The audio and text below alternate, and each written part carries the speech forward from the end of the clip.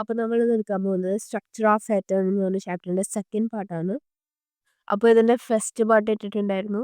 അപ്പോൾ അത് കാണാത്തവർ പോയി കാണാം. ആൻഡ് ഈ സെക്കൻഡ് പാർട്ടിൽ ആദ്യം പറഞ്ഞ പാർട്ടിന്റെ കുറച്ചും കൂടി എന്താ പറയുക ബ്രീഫായിട്ട് പറയുന്നതാണ്. ആൻഡ് നമ്മൾ ഫസ്റ്റ് പാർട്ടിൽ കുറേ എന്താ PYQ ബേസ്ഡ് ആയിട്ടുള്ള കുറേ ക്വസ്റ്റ്യൻസ് ഇട്ടിട്ടുണ്ടായിരുന്നു. ഇതിൽ നമ്മൾ അതുപോലെ തന്നെ PYQ ബേസ്ഡ് ആയിട്ടുള്ള കുറേ കോൺസെപ്റ്റ്സും അതുപോലെ ക്വസ്റ്റ്യൻസും പറഞ്ഞു പോകുന്നുണ്ട്. സോ നമുക്ക് തുടങ്ങാം. അപ്പോൾ ആദ്യം തന്നെ നമ്മൾ NCERT ടെക്സ്റ്റ് ബുക്കിൽ കാണുന്ന പോലെ ഫസ്റ്റ് പാർട്ട്, അതായത് ഈ cathode ray discharge tube experiment. ഈ എക്സ്പെരിമെന്റ് കുറച്ച് എന്താ ഇമ്പോർട്ടൻ്റ് ആണ്. അപ്പോൾ ഇതിന്റെ കുറച്ച് പ്രോപ്പർട്ടീസ് മാത്രം പഠിച്ചു വെച്ചാൽ മതി.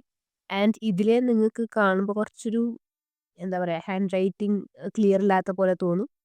ബട്ട് ഇതിൽ നമ്മൾ എന്താ ഇവിടെ ഹൈലൈറ്റ് ചെയ്തിട്ടുള്ള കുറച്ച് പോയിന്റ്സ് മാത്രം മനസ്സിലാക്കി വെച്ചാൽ മതി.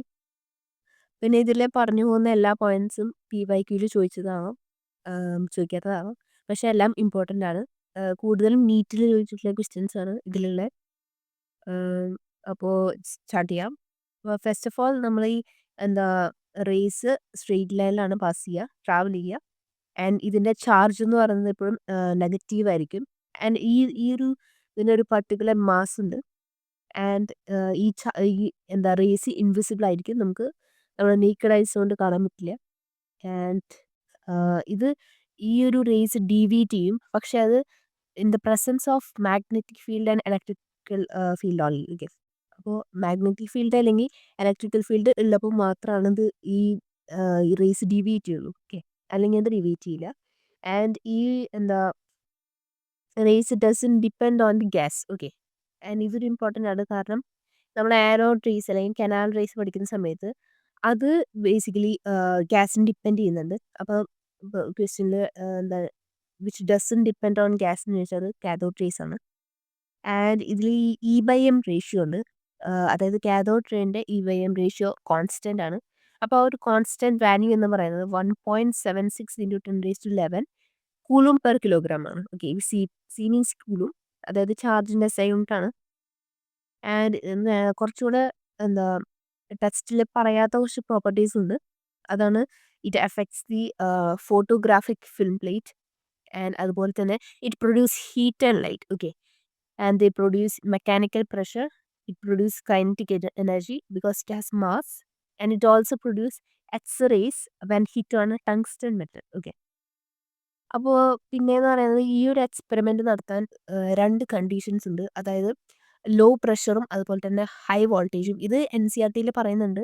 ഈ ക്വസ്റ്റ്യൻ നീറ്റിൽ നിന്ന് ചോദിച്ചിട്ടുണ്ട്. ഓക്കെ, ആൻഡ് പിന്നെയെന്ന് പറയുന്നത് നേരത്തെ ഞാൻ പറഞ്ഞിരുന്നു it doesn't depend on the gas. എന്താണ് ഡിപ്പെൻഡ് ചെയ്യാത്തതെന്ന് ചോദിച്ചാൽ E/M റേഷ്യോ ആണ് എന്താ ഗ്യാസിന് ഡിപ്പെൻഡ് ചെയ്യാത്തത്. ഓക്കെ, ആൻഡ് ഇപ്പം ഇതൊക്കെയാണ് ഈ cathode ray discharge tube experiment, ആ ഒരു എക്സ്പെരിമെന്റ് എന്നുള്ള ചോദ്യങ്ങൾ. ആൻഡ് ഈ ഒരു E/M റേഷ്യോ നമ്മൾ എന്താ പറ്റുമെങ്കിൽ ബൈ ഹാർട്ട് ചെയ്യുക. That is 1.76 × 10⁻11. ഇതിൻ്റെ ഈ 1.768820 ഉണ്ടെന്ന് തോന്നുന്നു.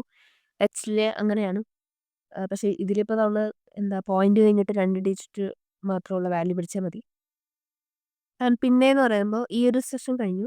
അതിനുശേഷം ഇനി ഇലക്ട്രോണിൻ്റെ കേസ് വരികയാണെങ്കിൽ ഇലക്ട്രോൺ കണ്ടുപിടിച്ചത് J.J. തോംസൺ ആണ്. ആൻഡ് ഈ ഒരു ഇലക്ട്രോൺ എന്നുള്ള ഒരു പേര് കൊടുത്തത് സ്റ്റോണി എന്ന് പറഞ്ഞൊരു സയൻറ്റിസ്റ്റാണ്. ആൻഡ് ഇതിൻ്റെ ചാർജ് നമ്മൾ ബൈ ഹാർട്ട് ചെയ്യണം. That is -1.6 × 10⁻19 കൂളും. ഓക്കെ, ആൻഡ് ഇതിൻ്റെ മാസും ഈ ചാർജും അതുപോലെ തന്നെ മാസ് നമ്മൾ എന്തായാലും എന്താ ബൈ ഹാർട്ട് ചെയ്യണം. ആൻഡ് ഇതിൻ്റെ മാസ് വന്നത് 9.1 × 10⁻91 ആണ്, കിലോഗ്രാം. പിന്നെ നമ്മൾ ഈ എന്താ പ്രോട്ടോണിൻ്റെ കേസ് വരുമ്പോൾ ഇതിലെ എന്താ ചാർജ് പഠിക്കണം. നമ്മൾ നേരത്തെ ഇലക്ട്രോണിൻ്റെ ചാർജ് പഠിച്ച പോലെ നമുക്ക് പ്രോട്ടോണിൻ്റെയും ചാർജ് പഠിക്കാനുണ്ട്. That is +1.6 × 10⁻19 കൂളും. നേരത്തെ പഠിച്ച വാല്യൂവിൻ്റെ പോസിറ്റീവ് വാല്യൂ അത്രേ ഉള്ളൂ. ആൻഡ് ഇതിൻ്റെ മാസ് വന്നിട്ട് 1.6 × 10⁻27. ഇതിലെ മാസ് പ്രോട്ടോണിൻ്റെ ആണോ അതോ ഇലക്ട്രോണിൻ്റെ ആണോ വലുത്? പ്രോട്ടോണിൻ്റെ ആണ് വലുത്. ഓക്കെ, അല്ലാതെ ചോദിക്കാം. ആൻഡ് പിന്നെ എന്ന് പറയുന്നത് ഈ പ്രോട്ടോണിൻ്റെ മാസ് എന്ന് പറയുന്നത് 1837 ടൈംസ് ഹെവിയർ ആണ് എന്തിനേക്കാൾ? ഇലക്ട്രോണിന്റെ മാസിനേക്കാൾ. ഓക്കെ, അപ്പോൾ എത്ര ടൈംസ് ഹെവിയർ ആണ്? 1837 ടൈംസ് ഹെവിയർ ആണ്. ആൻഡ് ഇതും എന്താ നീറ്റിൽ ചോദിച്ചിട്ടുള്ളതാണ്. ഈ ഒരു PYQ ക്വസ്റ്റ്യൻ ആണ്. ആൻഡ് എനിക്ക് തോന്നുന്നു ഇത് ഒരു റേഷ്യോ ടൈപ്പിലാണ് ചോദ്യം ചോദിച്ചിരിക്കുന്നത്. Ratio of mass of the electron to the proton. അപ്പോൾ എന്താ വരിക? 1837. ഓക്കെ, അതുപോലെ തന്നെ ഈ പ്രോട്ടോൺ ഡിസ്കവർ ചെയ്തത് റൂദർഫോർഡ് ആണ്. ഇനിയിപ്പോൾ സപ്പോസ് എന്താ ഇപ്പോൾ ഓപ്ഷൻസിൽ റൂദർഫോർഡ് തന്നിട്ടില്ല എങ്കിൽ അവിടെ ഗോൾഡ്സ്റ്റീൻ എന്ന് പറഞ്ഞൊരു ഓപ്ഷൻ ഉണ്ടോ നോക്കുക. അത് വേണം നിങ്ങൾ സെലക്ട് ചെയ്യാൻ. ഓക്കെ, ഇനിയിപ്പോൾ റൂദർഫോർഡ് തന്നിട്ടില്ല, അല്ല റൂദർഫോർഡ് തന്നിട്ടുണ്ട്, അതുപോലെ തന്നെ ഗോൾഡ്സ്റ്റീനും തന്നിട്ടുണ്ടെങ്കിൽ നിങ്ങൾ റൂദർഫോർഡ് എന്താ ചൂസ് ചെയ്യണം. ഓക്കെ, ഇനി നേരത്തെ പറഞ്ഞ പോലെ E/M റേഷ്യോ. ഇനി E/M റേഷ്യോ ആനോഡ് റേസിനും at the same time cathode റേസിനും ഉണ്ടെന്ന് പറഞ്ഞു അല്ലേ. ഈ E/M റേഷ്യോ ഏറ്റവും കൂടുതലുള്ളത് ഇലക്ട്രോണിനാണ്. ഓക്കെ, അത് കഴിഞ്ഞിട്ടാണ് പ്രോട്ടോണിന് വരുന്നത്. അപ്പോൾ ഇതും ഒരു ഇമ്പോർട്ടൻറ്റ് ക്വസ്റ്റ്യൻ ആണ്. അപ്പോൾ ഞാൻ നേരത്തെ പറഞ്ഞൊരു ക്വസ്റ്റ്യൻ ഇവിടെ ഉണ്ട്.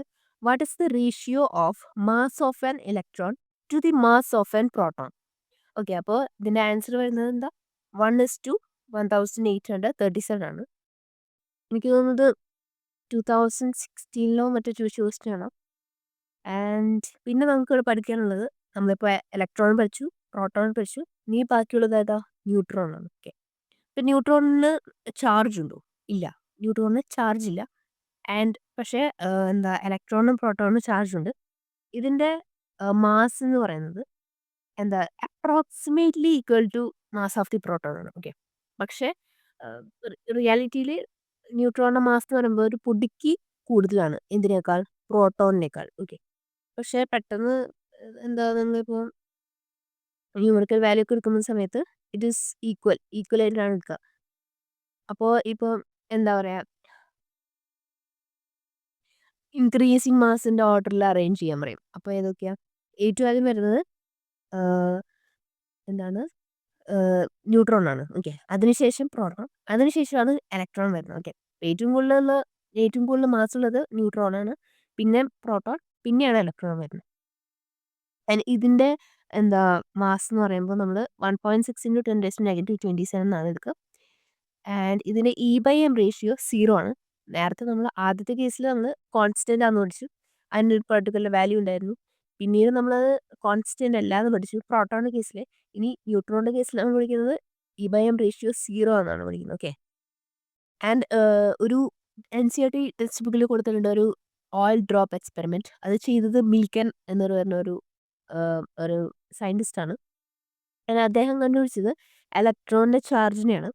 ആൻഡ് തോംസൺ കണ്ടുപിടിച്ചത് E/M റേഷ്യോ ആണ്. ഓക്കെ, ഇനി ഇവിടെ എന്താ പഠിക്കണ്ട, പക്ഷെ അറിഞ്ഞിരിക്കേണ്ട ഒരു സംഭവം എന്ന് പറഞ്ഞാൽ ആൽഫ പാർട്ടിക്കിളും അതുപോലെ തന്നെ പ്രോട്ടോണുമാണ്. ഈ ആൽഫ പാർട്ടിക്കിൾ എന്ന് പറഞ്ഞു കഴിഞ്ഞാൽ ഹീലിയം ന്യൂക്ലിയസ് ആണ്. ഓക്കെ, ആൻഡ് പ്രോട്ടോൺ എന്ന് പറഞ്ഞാൽ ഹൈഡ്രജൻ ന്യൂക്ലിയസ് ആണ്. ഇത് ജസ്റ്റ് ഒന്ന് അറിഞ്ഞിരുന്നാൽ മതി. ആൻഡ് പിന്നെ എന്താ ഇതും എനിക്ക് തോന്നുന്നു NCERT ഉണ്ട് question.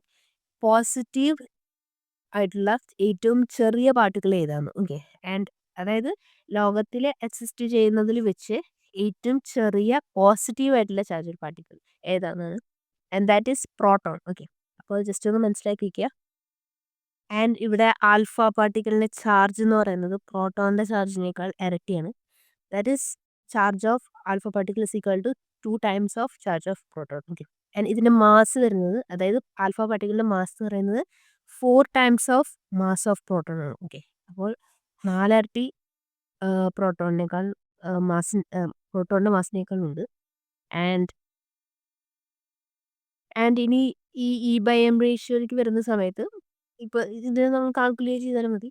That is 2 into charge of proton divide by 4 into charge of mass of proton.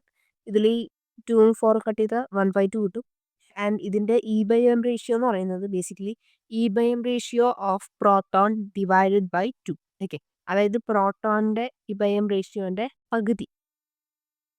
ഇനി E/M റേഷ്യോൻ്റെ ഓർഡറിൽ ചെയ്യാൻ പറഞ്ഞു കഴിഞ്ഞാൽ ഏറ്റവും കൂടുതലുള്ളത് ഇലക്ട്രോൺ എന്നാണ്. പിന്നീട് പ്രോട്ടോൺ, പിന്നീട് എന്താ ആൽഫ പാർട്ടിക്കിൾ, പിന്നീട് ന്യൂട്രോൺ. ഓക്കെ, അപ്പോൾ ഇത് ഇമ്പോർട്ടൻ്റ് ആണ്.